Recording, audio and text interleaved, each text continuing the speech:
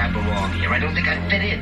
Oh, nonsense. Of course you do. Oh, no, I mean it. I mean it. It's just somebody must have goofed if I gotta stay here another day. Peace! Professor Griff, public enemy, the ex-minister.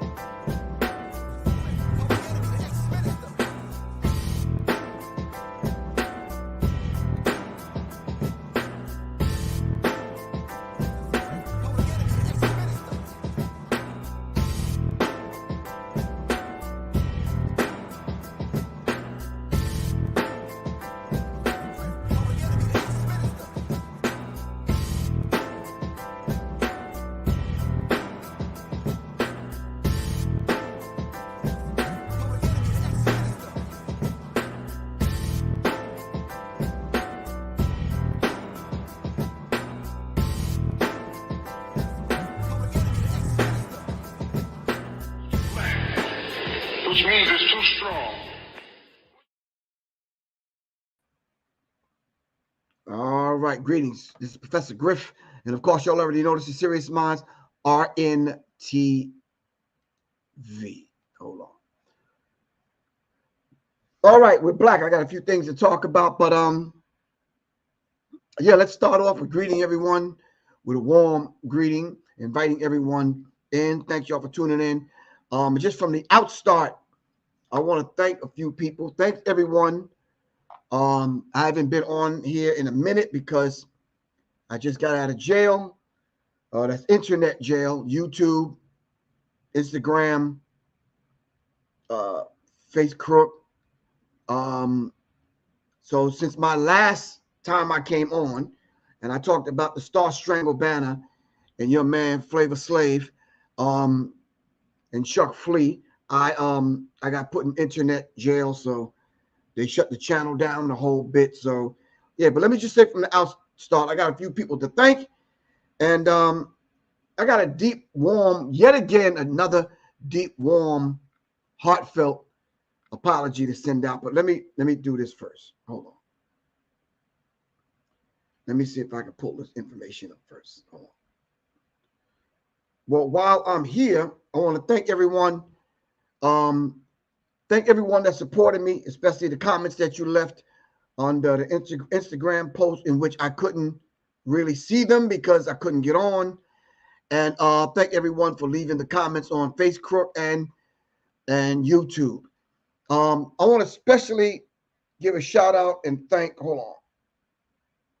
Thank. I want to thank all of the people that threatened me. Thank y'all very much.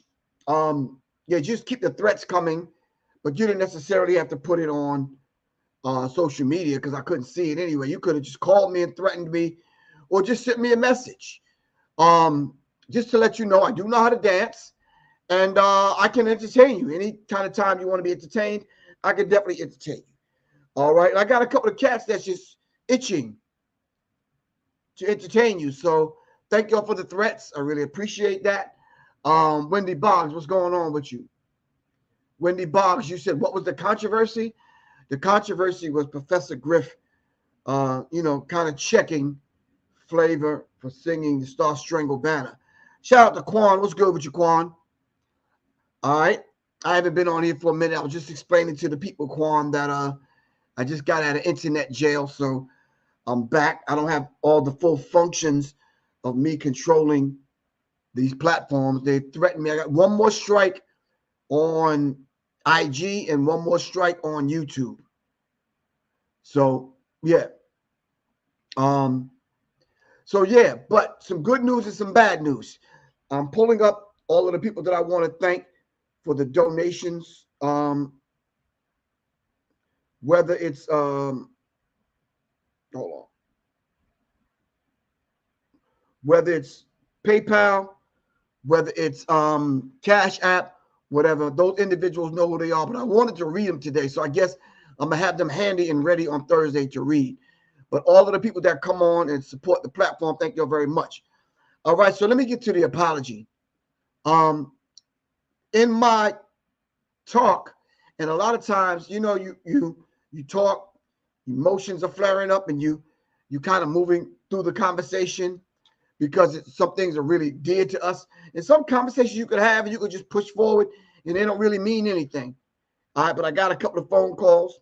I'm not going to tell y'all which elders, but I got a couple of phone calls, had a few conversations, and had a deep-rooted conversation with Kalanji Chaba Changa at the behest of myself contacting my good brother Trent out of New Orleans. And we had a deep conversation. And basically, they was basically saying, which, you know, at the end of the conversation, I agreed. Professor Griff, you was just kind of out of line when you said that Kalanji had his hand under the table. He was holding Chuck's nuts or balls or something I said to that degree. And you know something? I had to humble myself and say, okay, you know something? You're right. I offered Kalanji an apology. I told him I would take the last, I would take the show down, edit it, and put it back up, long as I take that part out. And I'm a man of my word, so tomorrow I'm going to get with editor. We're going to pull it down, and we are going to pull it down, edit it, and put it back up. All right. As for all the other stuff, yeah, it's just gonna stay there. All right.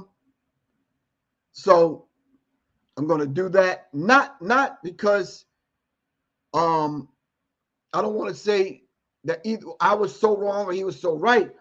I think it's just what men do. Get on the phone, talk it out. And this is what I ask men to do. So when they do it, I can't not turn around and be that individual that's beyond reproach. I can't stick my chest out and say, I'll do what I want to do, blah, blah, blah, blah, blah, and offer lip service.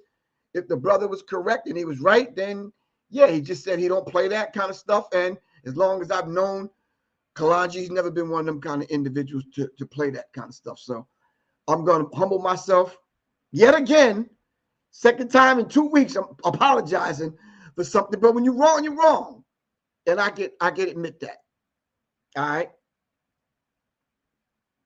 Nah, Nick, I got to pull that down and take it out because although I saw it that way, because I looked at Kalanji as a strong revolutionary in the community, and he always kept it 10 toes down, I got to honor that, man. I just can't be that kind of dude. I can't honor it. I have to.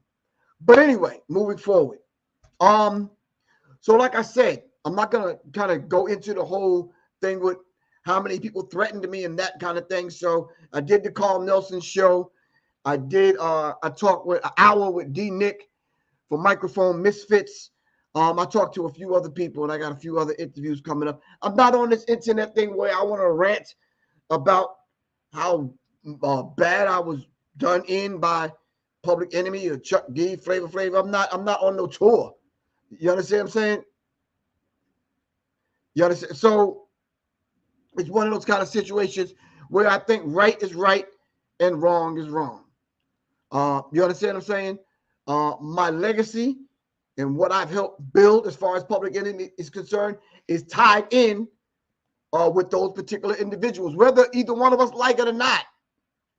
I was told by Chuck he don't really care about his legacy. He said he cares about his personal life and his finances and all that other kind of stuff. He really don't care about the legacy. So I was like, okay, well, I care about mine. You understand what I'm saying? I care about how the legacy that I leave so that others that don't even know me can come along and look at that and build off of that and stand on Professor Griff's shoulders to move this particular thing forward. Anyway, Public Enemy has become an institution, not to eat, and it's not, no individual is bigger than Public Enemy in and of itself. You understand what I'm saying? Someone left me a smart ass comment and said, ain't nobody to come see you anyway, Otis. I laughed with him and I said, okay, I got you. All right. So, but with that said, I want to thank everyone that supported me. And I do, like Quan, I do listen to the elders when they call, and I do answer the phone. So just to let everyone know, I am concerned about the legacy of Public Enemy, and I don't like what I see happening with the legacy of Public Enemy and who am I not to say anything? I was careful not to drag and bring Terminator's name in this because I feel the same way Terminator X feel. You understand what I'm saying? So, all right. Anyway.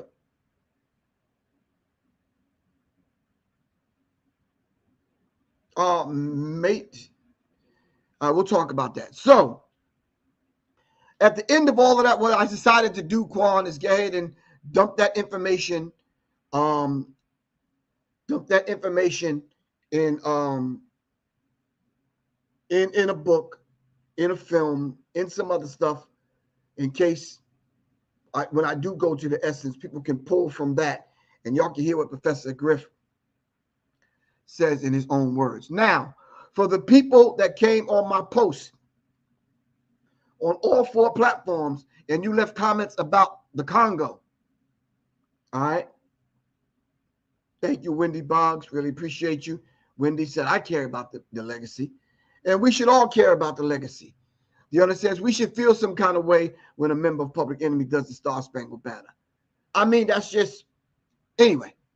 So there were some individuals that left some comments under my post in reference to the Congo. So since I had some time off, not necessarily off because I'm always working, I looked into the Congo, dug up some information, and it's a lot more than we could possibly go over right now. All right?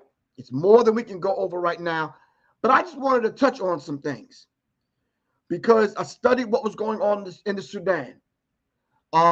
Every single night I study on what's going on in Nigeria, Chad, Burkina Faso, Mali, and there's a few other places on the continent that I'm looking at, and I'm kind of, I'm looking at and say to myself, okay, what's going to happen with this? You understand what I'm saying? So, now, so I think if we all gave one another room for growth, I think it'd be a beautiful thing. When we get to the point where we don't want to talk, I think it poses a problem. And you understand what I'm saying? But even when we do talk, we have to make sense, and we got to own up and take accountability for what we've said and done. You understand what I'm saying? And just to let y'all know, apologies, just the mere fact that you're apologizing, it means something to me, but no, you got to come behind the apology with your action, and you got to do something very real and tangible. You understand what I'm saying? Very real. Anyway, the genocide in the Congo. I found an article that I thought was very informative. All right, so hold on. So let me see. It says the Congo has a rich and troubled history. Exploitation of the Congo's vast natural resources have been an ongoing theme over 100 years. So if we look at the Congo, not part and parcel, we have to look, I'm trying to say we have to look at the whole continent. But to look at the DR Congo as one country, and what tends to happen is we don't make the connection. All right. So what I did on the Carl Nelson show, I did make the connection when a young lady came on the show, and you can go back and hear it for yourself. And she basically said, Professor Griff, why do you think that we as Black people should get involved in something that does not necessarily seem to be something that we should worry about when you have two, and I think she said two white nations or people warring with one another? Why should Black people get involved? So, with talk radio, you only have a few minutes, or really a few seconds, to answer every kind of question. So I tried my best. So I said, sister, listen. And I said this, I think I said this first. The fact that we are the mothers and fathers of civilization, and we're responsible for all of the people on the planet, whether distant, up close, or whether you think we're involved or not. Number two, I said that we have to pay attention to what's going on there, because the same people that are doing what they're doing to the Palestinian people, to what they're doing in the Gaza Strip, the West Bank, and in other places, whether it's Lebanon, Jordan, or wherever, Syria, or wherever, those are the same people, all right, that was financing the apartheid regime there in South Africa. That when Professor Griff took to the stage at the beginning of the Public Enemy show, I came on the stage and basically said, down with apartheid, free Mandela, over a hip hop beat.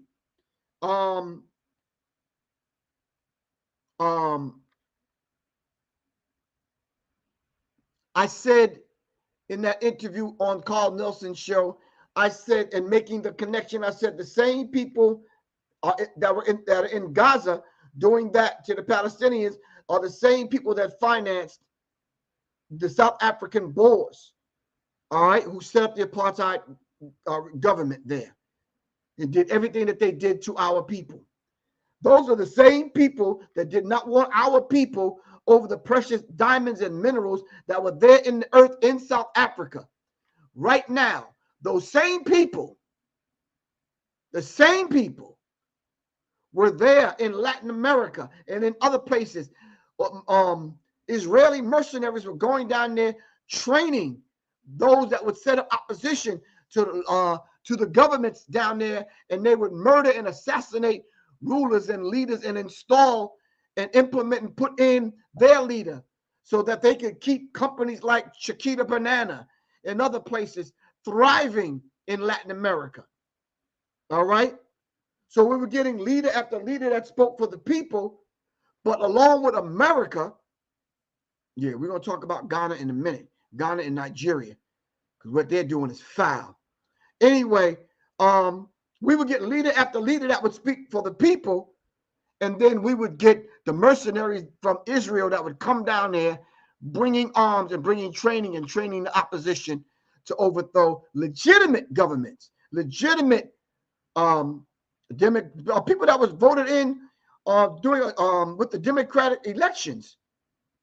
We could talk about Allende and a few other people, but to make a long story short, it's the same people, I told the sister. And it's the same people in the Congo. All right?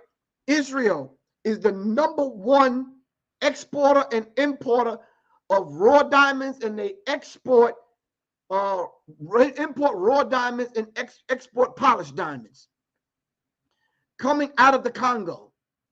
The same people, thank you, Siddiqui Bakari. Yeah, Siddiqui Bakari, what your fat, sloppy, slothful friend came on and left a disparaging message for me. I guess trying to get my attention, but yeah. Anyway, it's the same people.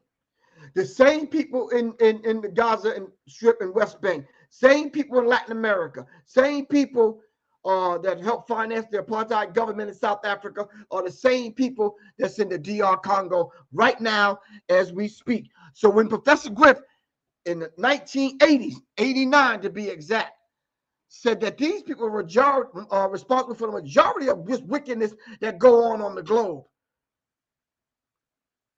How you gonna say that, Professor Griff? No one stepped to the plate and asked me to prove it, because I can prove it.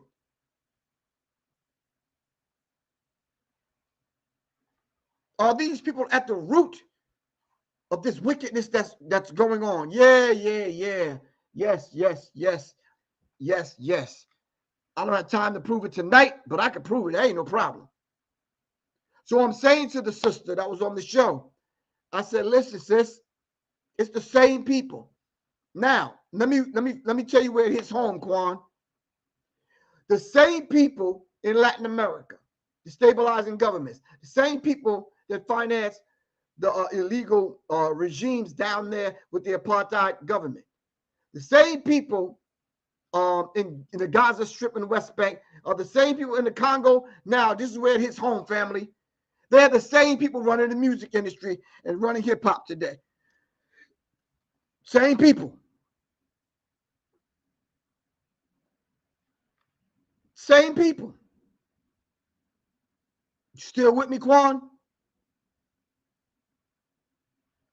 Same people that if you put up a banner just to say free Palestine, you're getting fired from your job and they're coming after you, cutting up your source of income. Same people.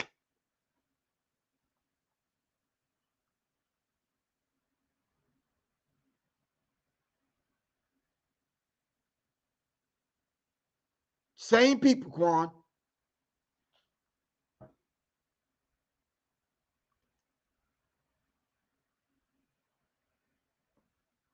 Thank you very much, Voodoo Glitch. It's the same people that own the prison industrial complex.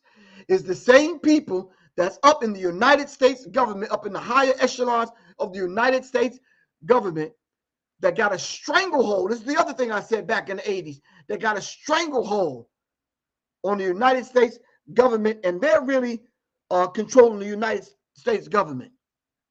So that when the vast majority of the people protesting all around the globe, millions of people are protesting. All right, Sleepy Joe and the rest of them characters, them Zionists that's in and around Sleepy Joe, don't want a ceasefire when the world is calling for a ceasefire. I am saying with unequivocally, with my raspy voice, that if they claim that they are going to go after, and I'm not defending Putin, don't get me twisted, if they're going to arrest Putin and bring him up on war crimes and criminal charges saying that he's a war criminal, Putin is sitting in the back seat to what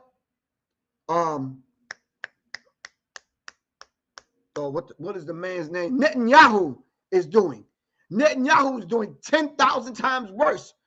So they said to me today that what they're doing in the Gaza Strip and in the West Bank is 455 times worse than what happened in 9/11. So it's 455 9/11s.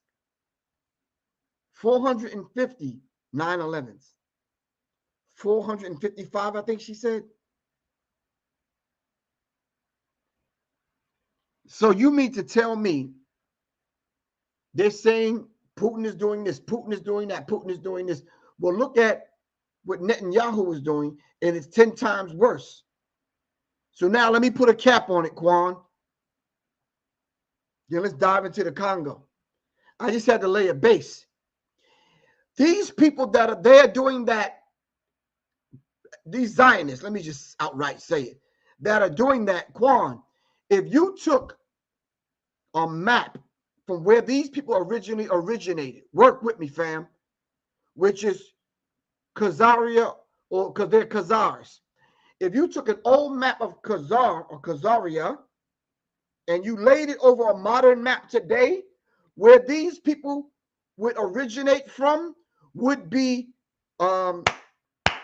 Ukraine. I'm going to say that again. This would be Ukraine. If you took a map from where these so-called Jews-ish people come from, the Zionists, right? You took a map and you put it over a modern map today, that would be Ukraine. This is where these people are from. All right, let's tie everything in now. I said I wasn't going to curse. I said I was going to be nice, studious, and polite today. Who is Zelensky?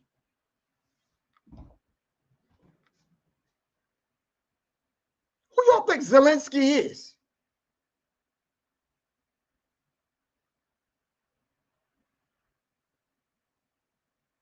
Talk to me.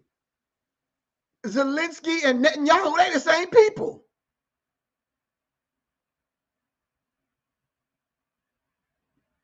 Thank you very much, Travis. Travis, you got it right. Travis Sankofa. Wendy Boggs, you said you don't know. Netanyahu and Zelensky, they the same people. Thank you very much. Oh, so, okay, this is Serious Minds. I forgot. Y'all already know. Y'all giving me the answer. They the same people. But the sad part about what was going on there in Ukraine, all right, you talking about hating black people. Oh my God. So Sleepy Joe is funding the Israeli/Zionist Jewish cat in Ukraine, and he's financing the same one in Israel. Same people. Khazars. Same people. I'm laying all of this out because I said it back in the 80s. I had the information, but yeah, when you get to the point where you rely on people to cover your back and you end up getting done in, it's like, wow. It's like, oh, okay. Everything is coming to light now. Everything is coming out. All right. Millions of people are online saying it. Everything is coming out now.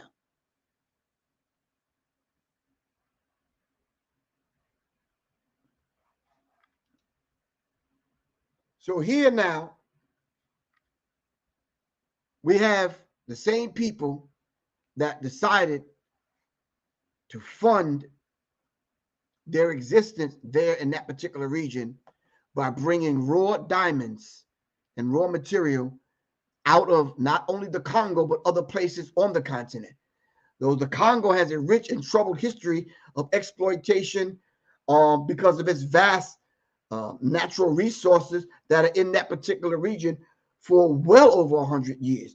The history of the DR Congo timeline. Hold on. Quan, I'm going to put this in the, hold on. Anybody can go to it.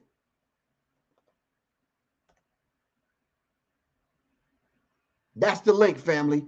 I put the link, all right, in the chat. The history of the DR Congo timeline, and I'm not going to be long. It says early history, the 1300s, the Congo Empire, a highly structured and developed state, rules over the region that today covers parts of western Congo, northern Angola, and slice of the Republic of Congo. It lasts for some 500 years until the 1400s. 1482, the Portuguese explorers arrived at the mouth of the Congo River, establishing the first contact between the Congo Kingdom and Europeans.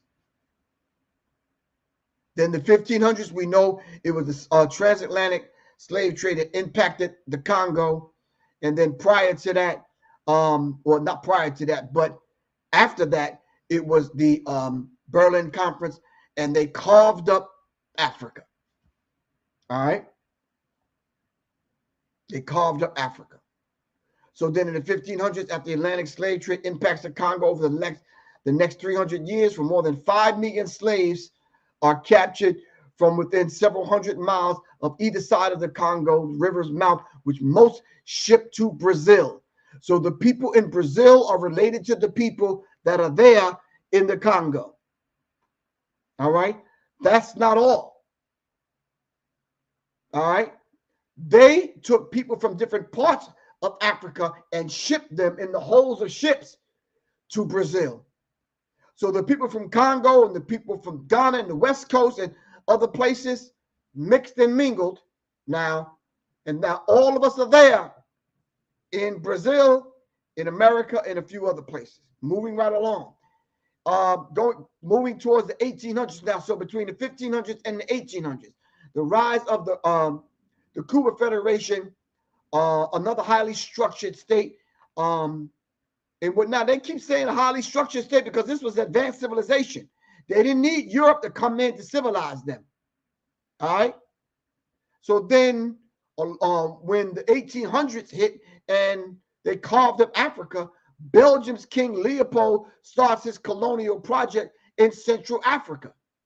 All right.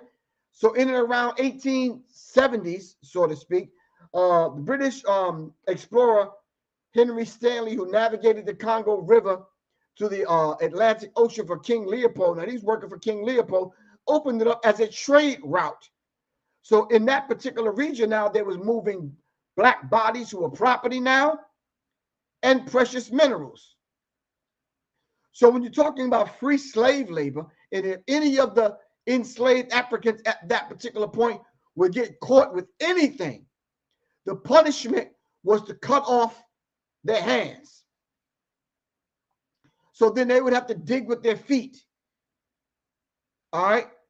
And if they just cannot cut, they used to dig with their feet and take some of the minerals and put it in their mouth. All right. So their tongues would get cut out and their ears would get cut off. All right. Moving towards the 1900s, Leopold announces establishment of the Congo's free state under his direct control. 10 to 15 million people lost their lives. We're talking about under the Belgians. We're talking about under King Leopold II. All right.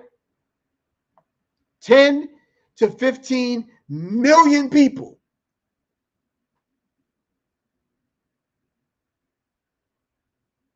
Listen, we could do without European countries. European countries can't do without us. They have to have Africa.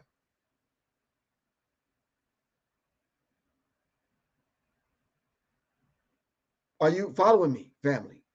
Okay. Okay. So now, not only were these individuals shipped to Wendy, that question was for when you're saying why to what? Not only the people were shipped to Belgium, but they were shipped to Jamaica, all the Caribbean islands. All right. So now in the late 1800s,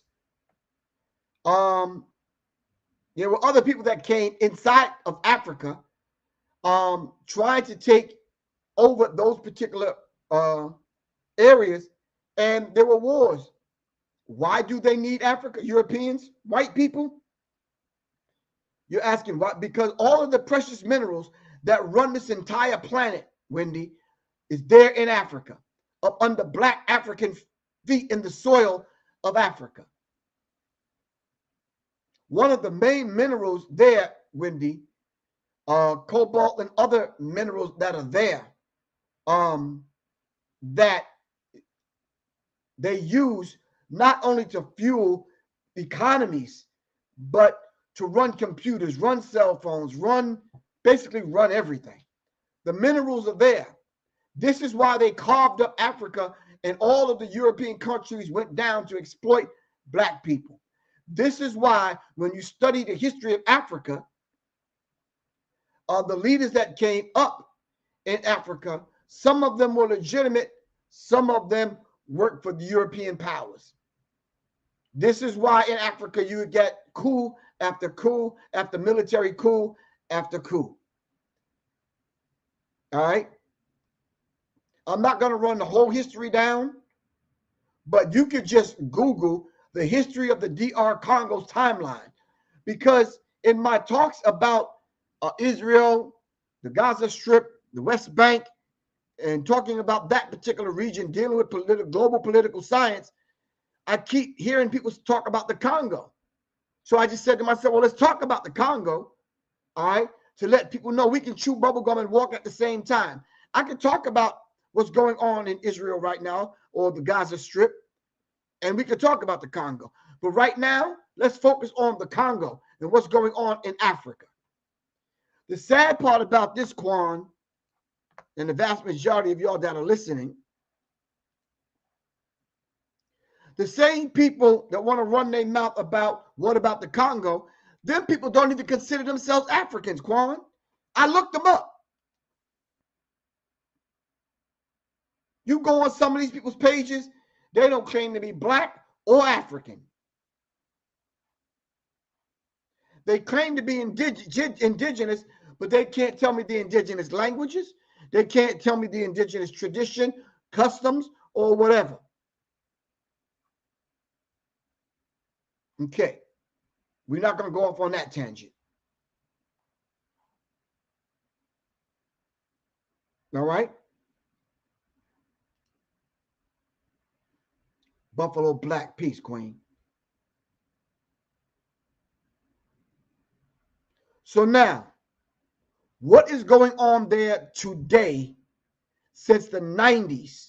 What's going on there today that I'm hearing so many people talk about? Millions of people have lost their life in the Congo. Well, in the 1960s, the year I was born, the independence of not only the Congo, but other places in Africa. All right. Leaders have risen up. So who could tell me what was one of the main leaders in the Congo in the 1960s that rose up to take on the Belgian government? What was his name? Come on, talk to me, Buffalo Black. Blantonio Todd, talk to me.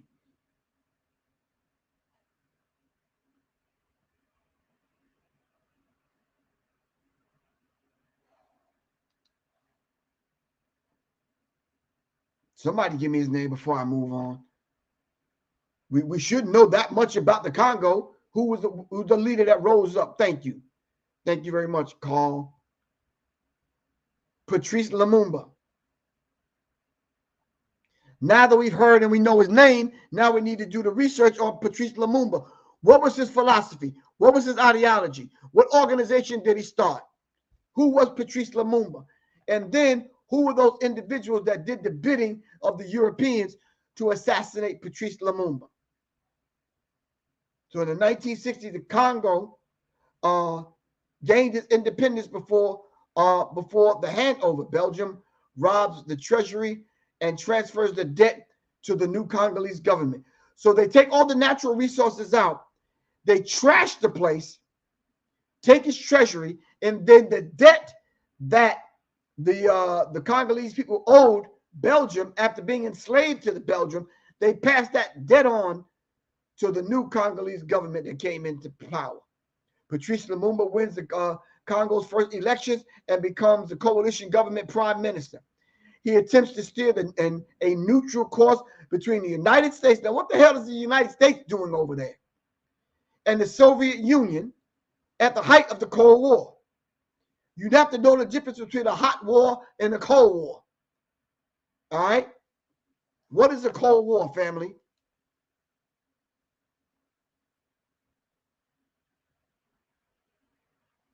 What is a Cold War?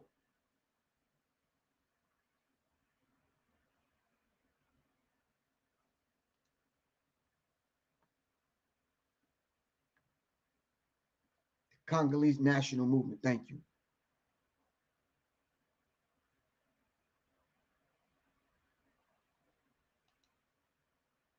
No communication, no diplomatic ties, tensions are rising. It's not a hot war where they're using military weapons. It's a Cold War. Still a war, but it's a Cold War. All right, let's move on. So now the Congolese government comes into play. The United Nations asks the United Nations for assistance against internal aggression, because now we have covert action happening. The CIA is there. The United States is there. Belgian secret agents, I forgot their equivalent to the CIA or the Mossad, but they're there. You're right, when the passive aggressive Cold War. So they're there creating tensions. All right, Belgium still creating these little proxy skirmishes and flare-ups there. Still want to be there, but not there. All right. United States is there. Lumumba, after I believe later on in the 60s, later on that year, 1960, Lumumba was removed from power and was arrested in a coup d'etat by Colonel Joseph Mobutu, with encouragement from the Belgian and the United States. It was the United States and the Belgian government, all right, that financed Joseph Mobutu to have a coup there in the Congo to overthrow the legitimate government of Patrice Lumumba. All right, 1961, Patrice Lumumba is shot by a firing squad with the assistance of the Belgian officials after the CIA attempts failed to assassinate him. His body was secretly buried later on and dug up. Then listen to me, family. They buried the man, dug the man's body up, cut the man's body up into pieces, took the pieces of the body and put it in acid. You're not hearing me. You're not hearing me. Hold on, somebody's at my door.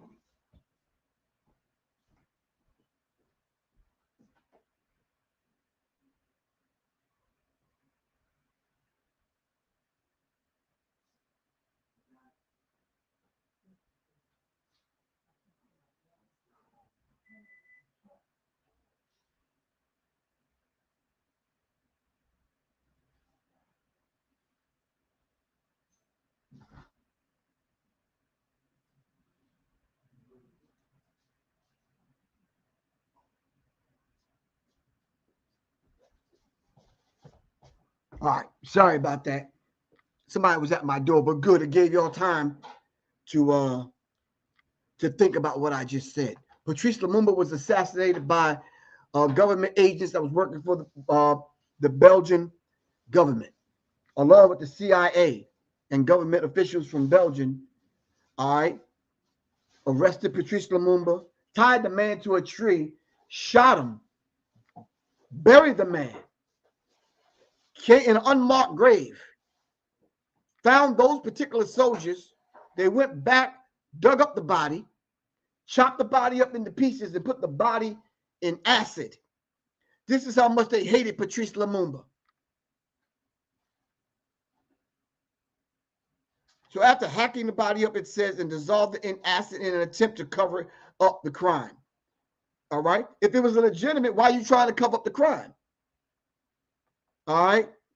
The plane carrying the UN Secretary General DAG crashes while en route to the Zambia for peace talks about the conflict in the Congo. I think that was the creator working miracles. They done planned a coup, overthrew Patrice Lumumba, installed Mobutu, shot the man up and dissolved his body in acid, and the very one that was responsible there that was doing that got on the plane and the damn plane crashed. All right. So I'm not going to go over the whole history, but we need a timeline to work ourselves up to what I keep hearing from people talking about. There's a genocide in the Congo. Well, if there's a genocide in the Congo, what is the cause of the genocide in the Congo?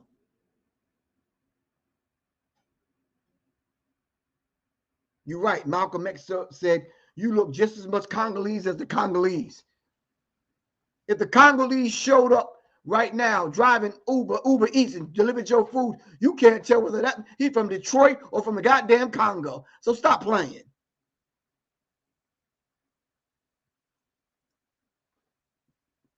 You're right.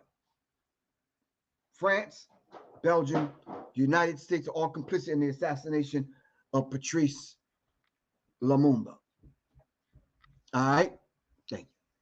So let's fast forward all the way to today. What's the I mean, there was peace talks. There was people coming in trying to stabilize the particular region.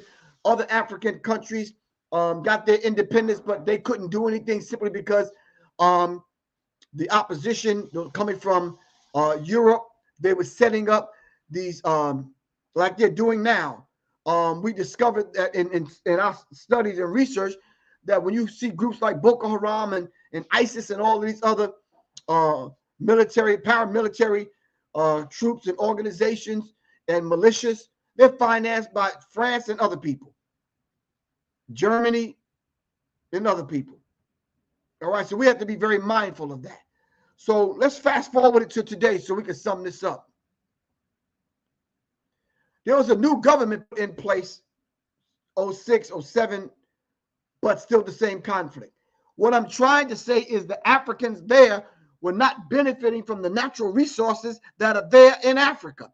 So now when you start to see coups in Africa, they want to benefit from the natural resources that all the white European countries are benefiting from. What is wrong with that? That brings me back to my other point, Quan. One of the main reasons why Israel wants Palestinians out of that particular, or off of the Gaza Strip and off that land, is because there is gas and oil minerals up under that particular part of the earth.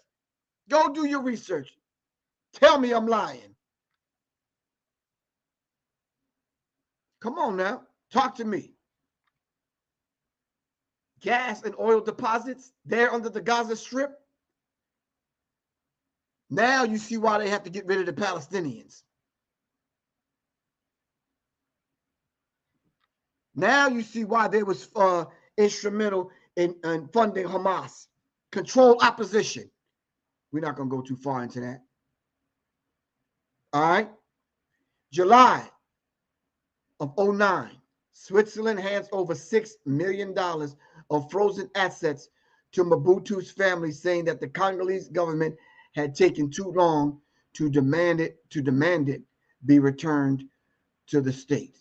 The same one you put in power, who you installed as the leader in the Congo, which was responsible for one of the people responsible for the assassination of Patrice Lumumba, you're going to turn money back over to him. Okay, family, talk to me.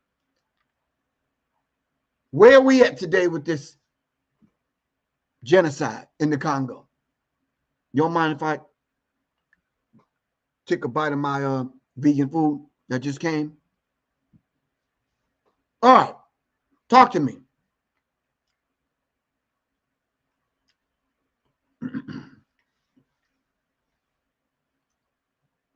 Keenan Mitchell, thank you very much for your research. I said it earlier.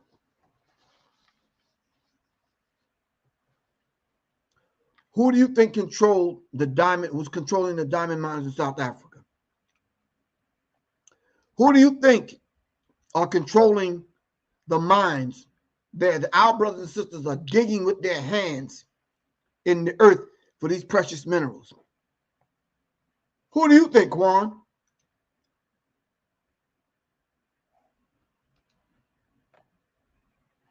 De Beers? Yep. Some said the Zionists? Yep. I got you, Michael X. Yep. Oppenheimer? Yep. We forgot to put the ish on that first word, Quan. So now, other people now are taking advantage of the black Africans that are there in the Congo, and everybody's got their hands in it now. The East Indians are there. Some other European countries came back into the Congo.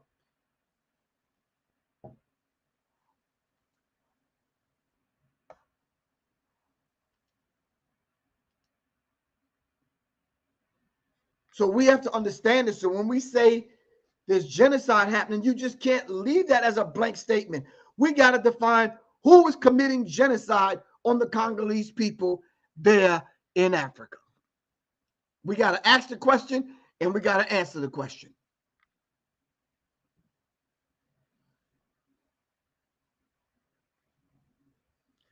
All right, so family, I know this has been long, but we had to lay out a timeline before we got into this whole idea of asking the question, why is there a genocide there in the Congo? Who's committing the genocide? The military militias that are there, who are they being financed by? We have to answer these questions. We don't have enough time to do it tonight, but I'll be glad to come back on and do a follow-up so we can answer these particular questions. And we got to start bringing receipts, fam. You understand what I'm saying?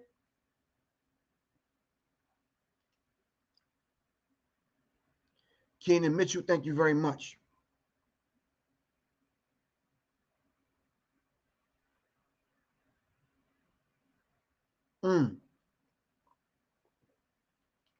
Jan Smuts, a Zionist Jew, started the apartheid in South Africa. There's a kibbutz named after him in Israel. He was partners with Theodore Herzl, the founder of Zionist occupation of Palestine.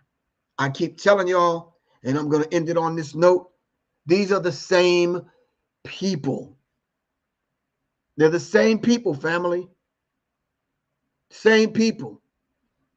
These people, they're not there in, well, they are, but they're not there in Palestine worried about Hamas because they was helping finance Hamas. They want the precious minerals that are there under that particular landmass over there in the Gaza Strip. But anyway, this is Professor Griff. I love you all to life, fam. I'm happy I'm out of jail. Peace. Eric B, what's good with you? And they're doing that right now. African nations are coming together in their understanding, and they're telling European countries that they got to go. And all of the flunkies that work for the European countries, they got to go. All right, Quan. All right, family. I love y'all to life. This is Professor Griff. I got to get out of here. Inshallah, I will see y'all on Thursday. Hopefully by the weekend. I'll have my first single done for my album, The Enemy of My Enemy.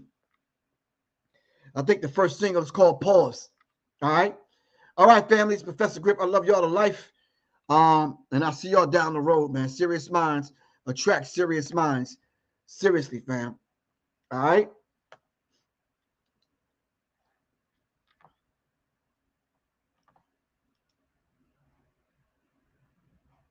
All right, Quan. Peace. Thank you very much for tuning in. I really appreciate y'all. All right. All right. Love you all to life, fam. Peace. I'm out. Which means it's too strong. Professor Griff, public enemy, the ex-minister.